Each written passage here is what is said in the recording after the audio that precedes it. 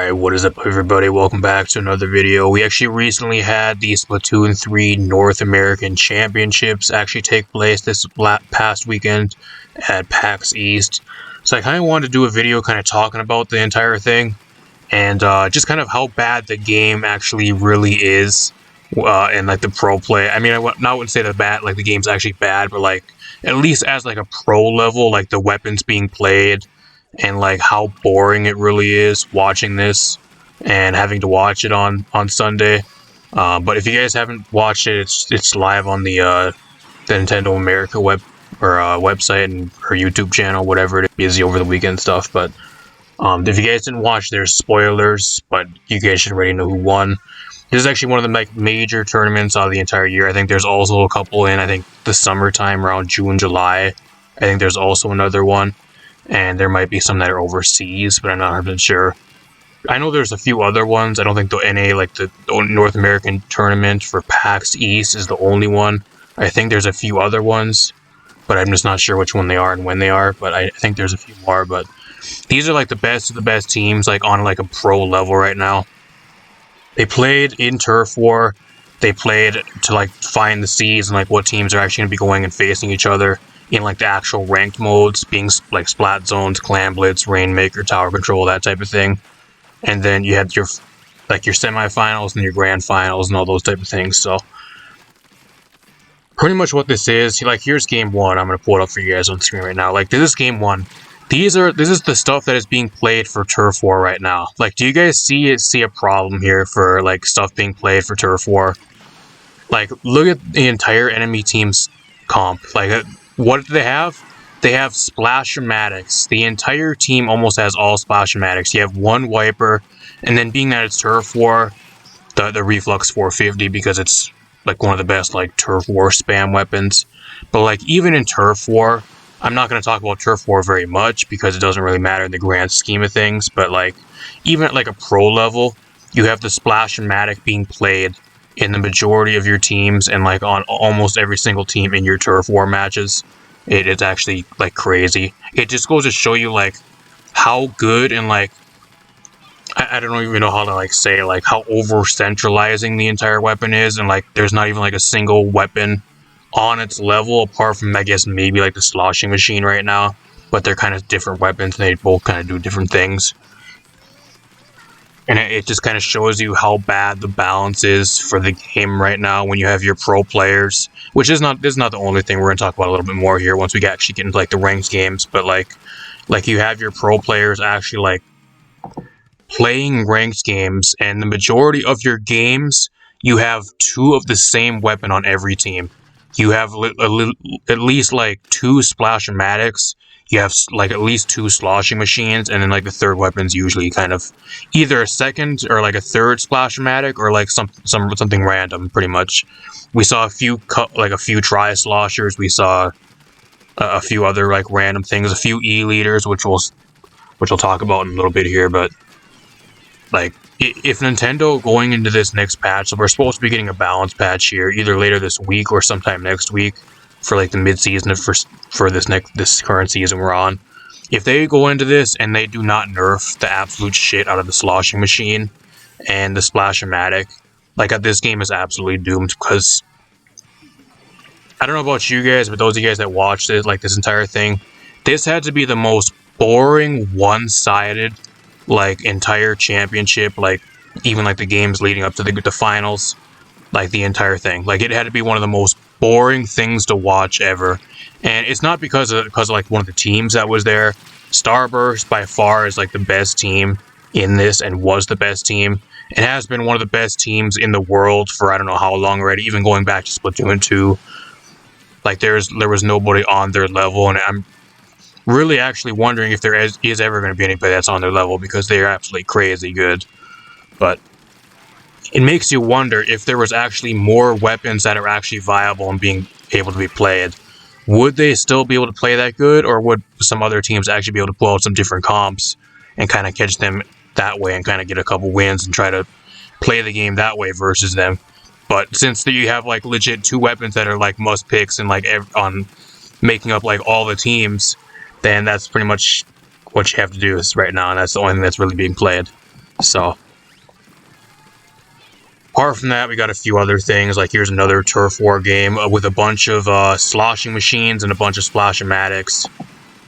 The same, legit, the identical comps on the enemy team. And like I said, I'm not really going to talk too much about the competitive games, but like here's the actual competitive games. Like this is the first match. Like this is one of the first matches we had.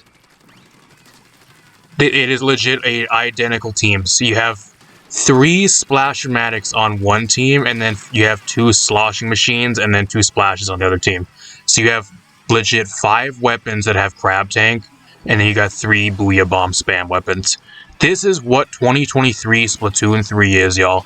If you would have asked me what competitive play and what would be happening for competitive play for starting this game like years ago during Splatoon 2, I'd say it would be crazy and something else would like be changed like drastically, but like this is what we have, y'all.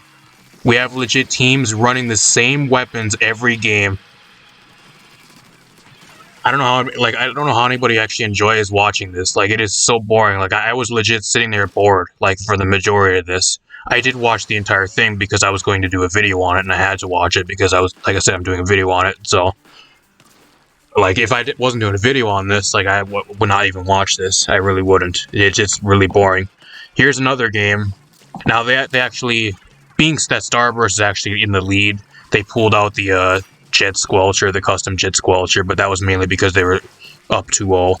They kind of could do that, and they can get away with that type of thing.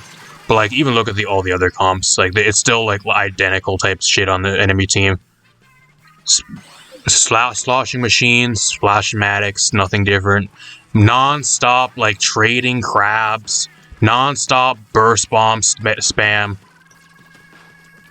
Like I said, I don't know how anybody can watch this. Like, this is the most boring competitive Splatoon 3. And Splatoon overall, I think, has been out of all time. It really is at, like, a pro level and, like, a competitive level. I don't know. Like I said, if they don't actually like go into this next balance patch, or even for like this next Splatoon 3 season, and they go through and like nerf the absolute shit out of these 2 weapons and like drastically change up the entire meta for the weapons, like this game, especially for like competitive play, like at the top tier level, like this type of stuff is going forward over the summer and so forth, it is legit going to be even worse. Like people are already so bored with this, and I'm not the only one that thinks that. I don't know. The game's actually really bad as well. Like, there was not a single dually being played in this entire thing. None of the dualies got played. There wasn't a single blaster played at all. None of the Brellas got played. There was one heavy Splatling that got played in one match. There was, I think, one Tri-Slosher that got played, apart from the sloshing machine out of the slosher category. There was a custom Jet Squelcher, which was decent, I guess. There was a few E-leaders, and there was I think, the new Firefin Splat Charger, or whatever it was being played in a couple games. Like, here's another match as well. Like, right here's kind of the same thing, like the Zeko Firefin Splat Charger. Kind of a little bit different, but still pretty much the identical teams, apart from one thing. Not really much different. Like here's another game. Here's like one of the last like matches versus, or like the semifinals. You can see a T-Tech splatter shot, which was crazy popular in Splatoon 2. Now you're barely even seeing it played over the splash, which is actually really sad, and it just goes to show you how bad the balance with the game actually is, because the weapon's actually incredibly good, and it's still being outshadowed by the Splash-O-Matic. And then, let's go look at these next couple games. Now here's the grand finals. Like, we have the one roller being played. I think there was also, there might have been a Kraken Splat roller some other point, I think, that somebody tried playing, but they lost. But like, there's one Flings roller being played, and I think that's the only other roller that was actually played the entire time out of this entire tournament. I don't know. And even then, it didn't even do that good. Like, even this, the only reason, like, I think they win here, or I think they might have, I'm not sure if they won or lost this, but, like, at least I know for this game, like, the guy didn't really even do anything with it. He was kind of just there. And we got another match with legit identical comps apart from a T-Tech splatter shot. I don't know. I really don't know. Like this is like your grand finals type thing right here, y'all. This is the second to last game, and we have legit in Rainmaker. We have teams with like pretty much identical apart from two things. Again, T-Tech splatter shot, and then you have a Tri-Slosher on one team. And then you got the final match here, which is pretty much just a steamroll stomp. Same thing, like legit 3 matches in a row, pretty much with like the same teams on both sides. Granted, like swapping maybe 1 or 2 weapons out. I don't know. And then Starburst wins. Congrats to Starburst, they're great players. But another problem with this stuff is like, especially for NA, I don't know if it qualifies for anywhere else, but like for NA, there's nobody on Starburst level. Like nobody thought any of these other teams were going to win this entire thing. Nobody thought that. Like the instant I saw Starburst that was going to be in this tournament and this going to be competing for the championships, I was like, well, they're winning. And what happened? They completely stomped the entire thing and they won. There was a few games, I think the 1 or 2 games that they kind of struggled in, but apart from that, like, they were just stomping everybody. Like, they were just on fire.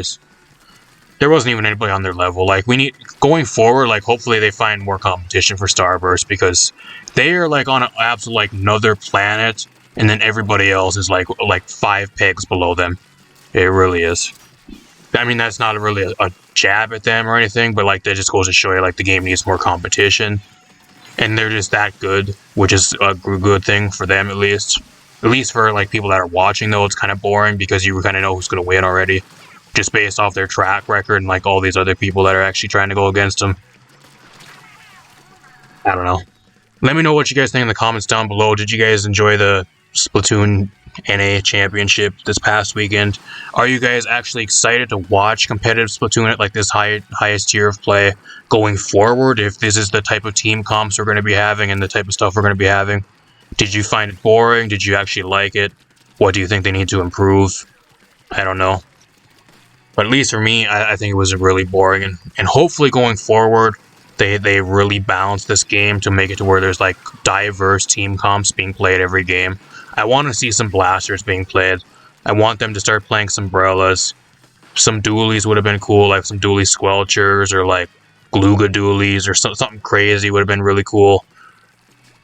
Imagine if they would have pulled out like a Bamboozler or like a GooTuber, how crazy people would have went for that. I mean, that's the type of shit people want, but the balance of the game is just so bad right now. That's the main thing that everybody took out of this tournament. But yeah, let me know what you guys think in the comments down below. Leave a like, subscribe if you are new. I got a bunch more stuff on the way. I got some Apex stuff on the way. I got a Paladins video on the way, probably later this week. If I get time to actually get around to actually making it. Because I'm kind of just have been incredibly busy lately. But apart from that, peace out everybody. And I'll see you guys in a future video.